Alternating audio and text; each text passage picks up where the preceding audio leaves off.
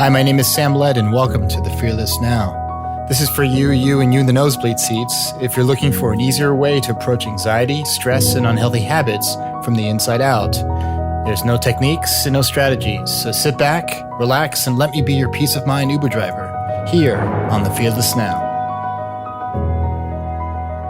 Welcome to episode number 27 of the Fearless Now podcast. My name is Sam Led. I'm a transformative coach, transformation coach, transformational coach, whatever you want to call me. I am here to fill your ears with some insight and wisdom of the three principles, and also, hopefully, you guys get some insight and wisdom on your own just by dropping into that feel-good feeling that we all drop into every day of our lives. Or is it life? Is it lives or life? I don't know, but I'm doing really bad with tenses and public speaking, podcast speaking, so bear with me. So, how you guys doing? Yeah? You guys opened up in your state? You gone back to normal? You back in the office? Your kids in summer school, if they're in summer school? Or are they graduating? What's going on with you guys? I'm just so glad you're here. And I want you all to join me, and let's just drop into the present moment. Take a deep breath. Turn your radio up or turn your Bluetooth connection up. Turn that attenuation up. And if you can just drop into the present moment, into this moment right now, just by listening to the sound of my voice, I've done my job. I have been thinking a lot about this episode. And I've talked about a lot of my experience with ADHD, with OCD.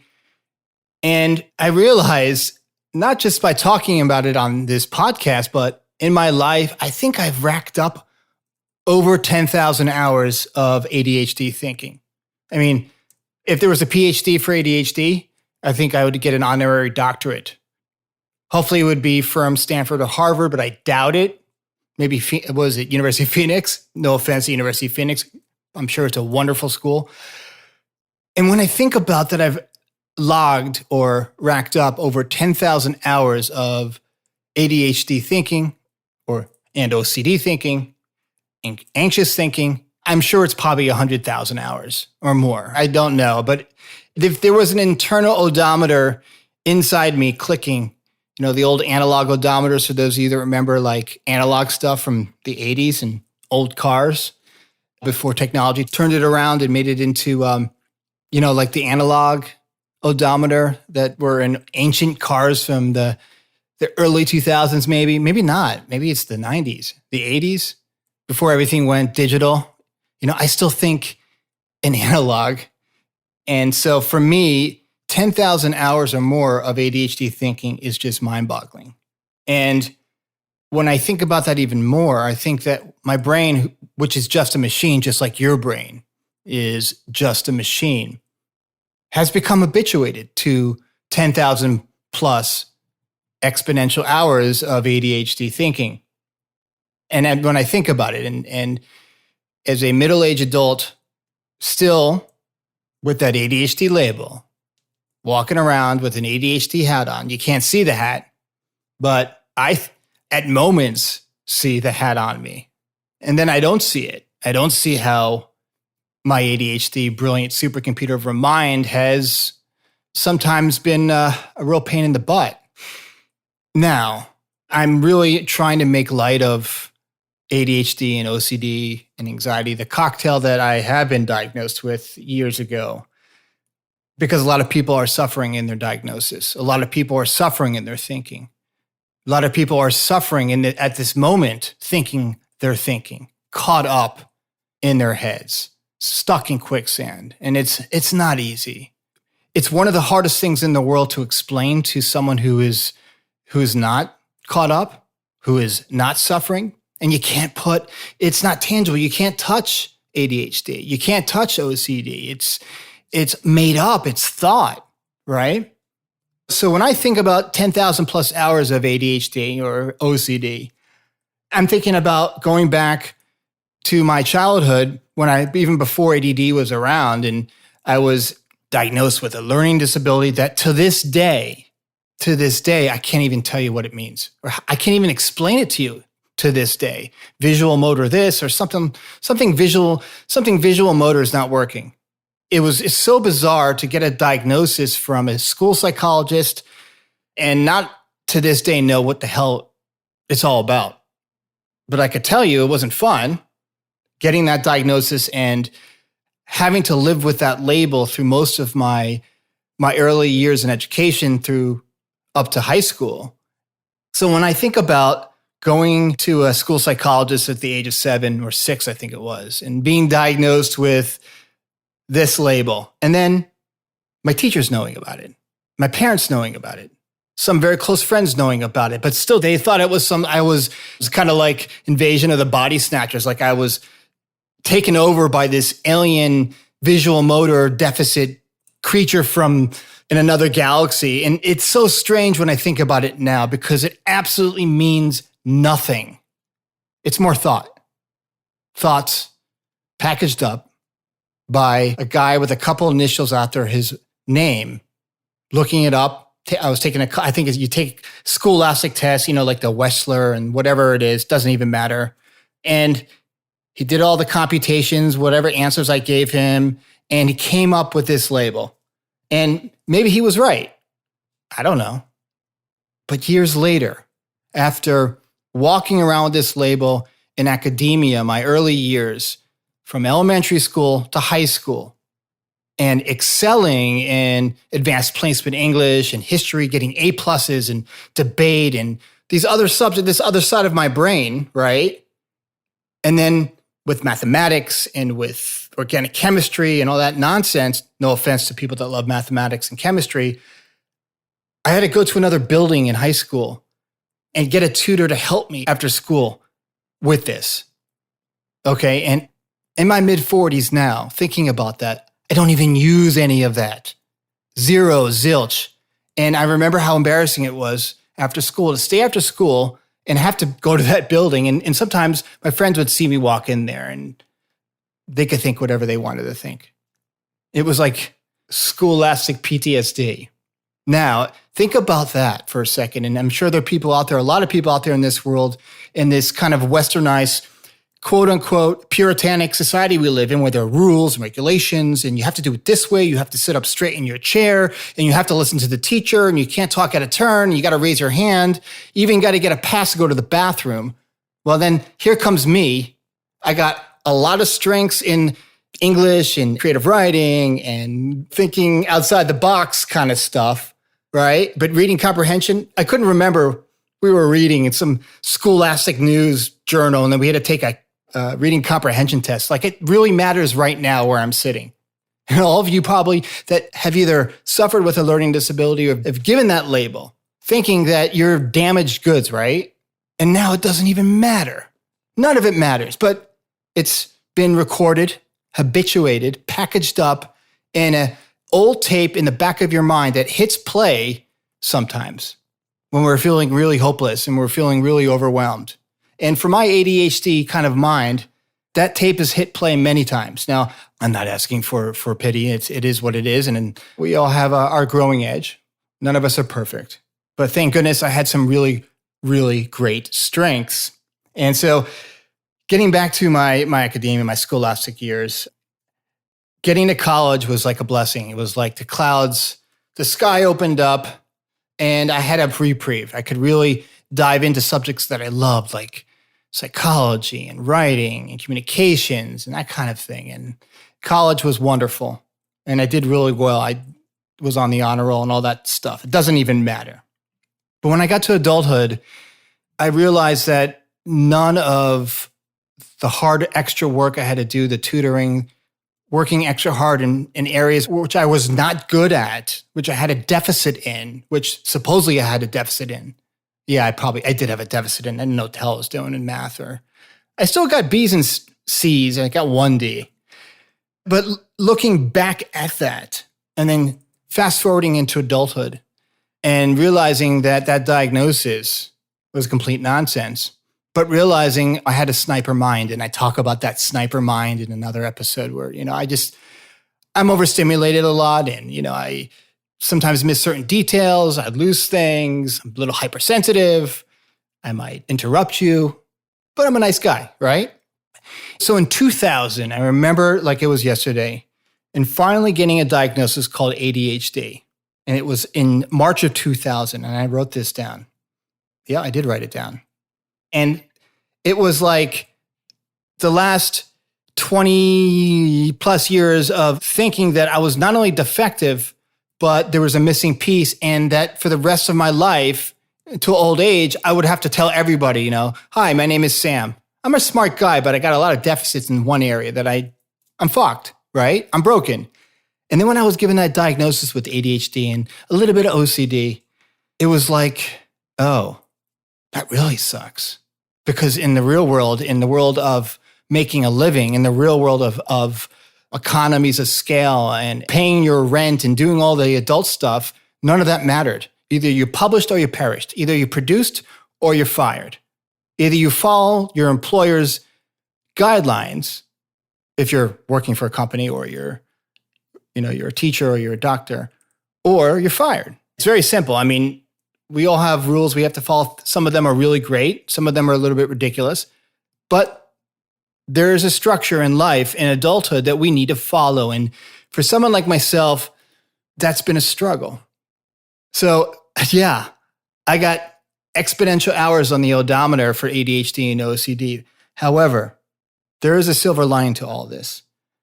And through my young adult lives, I was still walking around broken because the professionals, and they mean really well, most psychologists, most therapists, most medical professionals, psychiatrists, neurologists, they're really good, smart, heart-centered people that just want to help their patients. They took the Hippocratic Oath and they're there for their patients.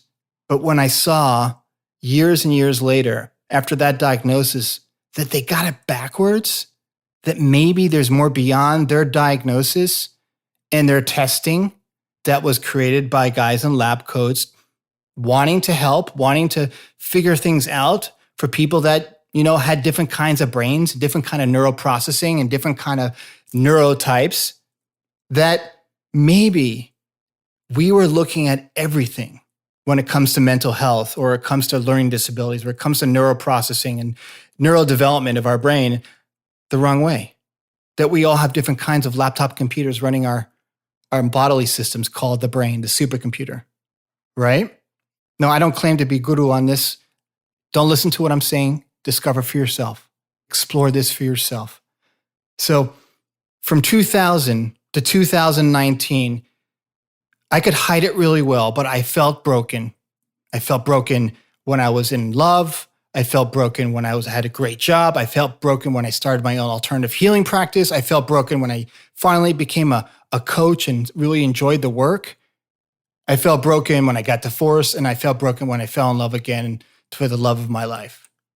And I didn't feel broken all the time, but holy shit, especially during lots of stress or when I was in a bad mood, I felt pretty damn broken, like it was all my fault. Or I would say, fuck it, I'm broken. Okay, I'm doing my best.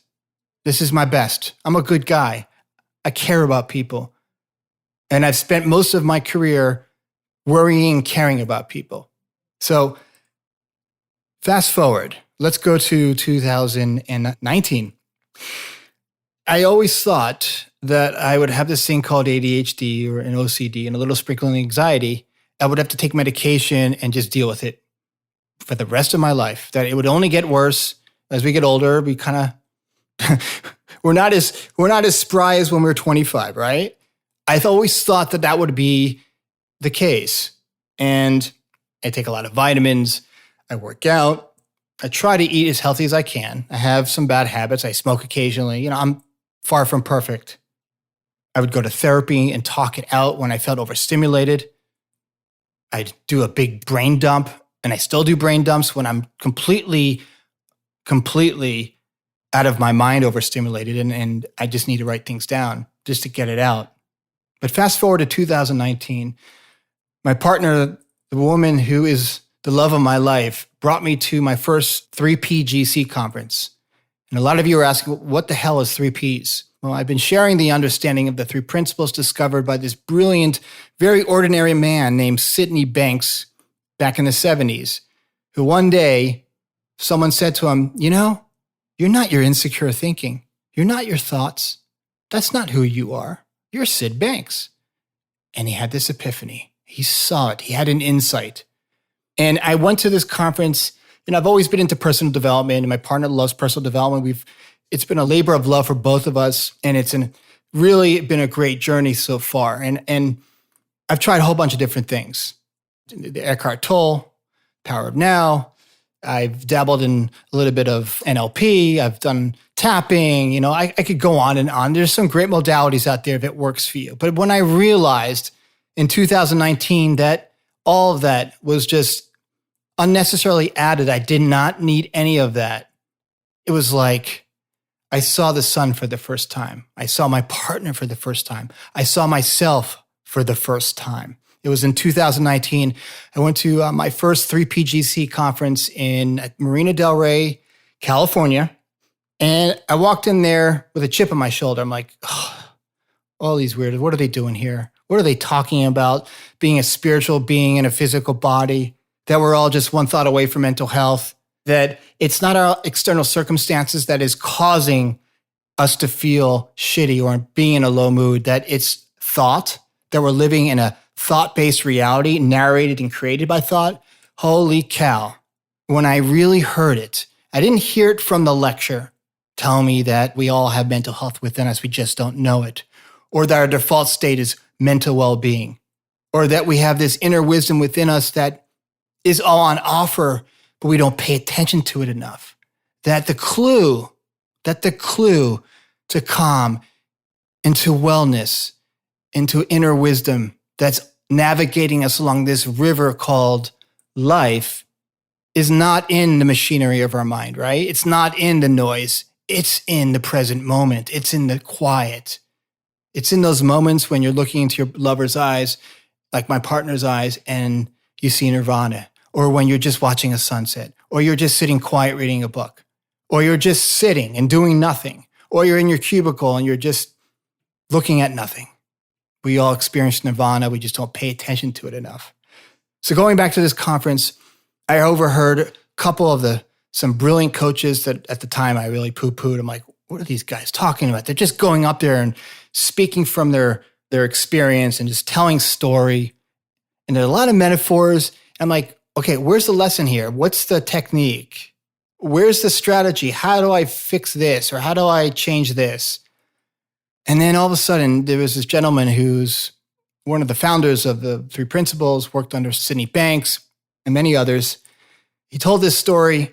His name is Chip Chipman. He told this story about having a very difficult marriage, and it was always conflict and drama. And he always had this cynical outlook in life. Like work was hard and marriage was hard and it was just going to get worse and everything was an argument and it was us versus them, and I can go on and on. You kind of get it.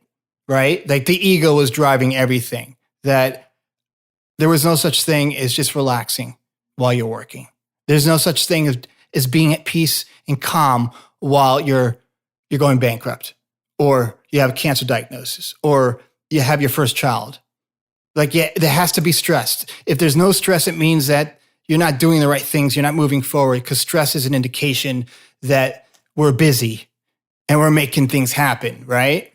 So I heard Chip Chipman talk about, he was just sitting in his kitchen, drinking coffee and eating his toast, whatever he was doing, wasn't paying attention to his wife and his two kids laying on the floor, just playing. And he looked over and he saw the light hit his kids in the right angle and his wife. And then he got really calm and he just broke into tears. He saw what heaven is. He saw what nirvana is. When he got really quiet and he felt good just by looking at his kids. It was amazing. And then later on, I was in the shower and I was just finished reading a couple chapters from Garrett Kramer, who's another brilliant 3Ps practitioner called Still Power. And all of a sudden, it just hit me like, it's all thought. ADHD is thought. It's ADHD thinking, and OCD is OCD thinking, and anxiety and anxious thinking is anxious thinking. Like, I don't have to believe it all. I don't have to believe all my anxious thinking all the time. It's not necessary because I'm making it up. And it was just like the heavens opened up. It was like the trumpets playing in the background. And I remember, maybe I'm not telling the story correctly because I sometimes forget these things. But I remember my partner coming in. She's like, what? I'm like, I get it. We are not our thoughts. We are not our thinking. And we see mental well-being every single day, every minute, every hour. But we think our egoic mind that's telling us a story about what we need to do because of this happening and that we need to do this now and this person is doing this and the judgment and the old tape, the habitual thinking, all that stuff is innocently being replayed, narrated, choreographed, and written in real time by a screenwriter called your brain that wants to keep you safe, innocently trying to find a fall guy for why you feel like shit or why you're overstimulated or whatever, having an ADHD moment, ADHD thinking.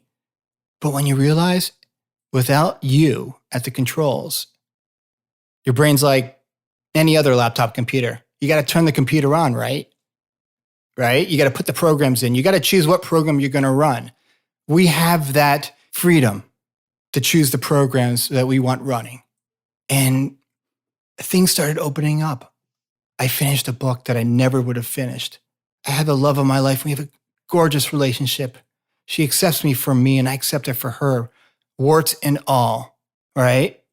I have my moments where I'm having ADHD thinking and I kind of forget, like we all do. And we're all going to forget, but then I remember again. I see it. And then I have compassion for myself when I am caught up in an ADHD moment, when I'm really overstimulated, when I'm forgetting that I could take a deep breath and I don't have to believe all the nonsense, all the noise in my head, and I can just sit with it and be present. And the more that I sit with it, just like all of you can do, when you sit with it and you see what the brain is up to, what the ego is up to, you see that that's not you. You don't have control of your thinking. It's just there. Who you are is that space right now, that calm. And when we get quiet, when we get really calm, we drop into the fearless now and we see what is possible. We have some brilliant wisdom that is on tap, like you're at a brewery and there's a delicious microbrew on tap waiting for you to drink. That's what it is. And anything is possible. Hope this has been helpful. Hope I haven't rambled on too long. Maybe I have. I said a lot. I usually say a lot in 26 plus minutes. This podcast is made possible by all of you, and you over there in the nosebleed seats. Please, if you like what you hear, and so this podcast is around for the future and for those that really need to hear this message of hope and resilience, please go to I have a Patreon page. It's Sam Led Consulting. You can go to my Instagram page and you can click on the link, or you can just type in Patreon and look up Sam Led Consulting. It's also, you can get information about my work on my website and on my Facebook page, Sam Led Consulting. Thank you so much, everybody. It is such an honor to be here. And I'll see you for episode number 28 of The Fearless Now.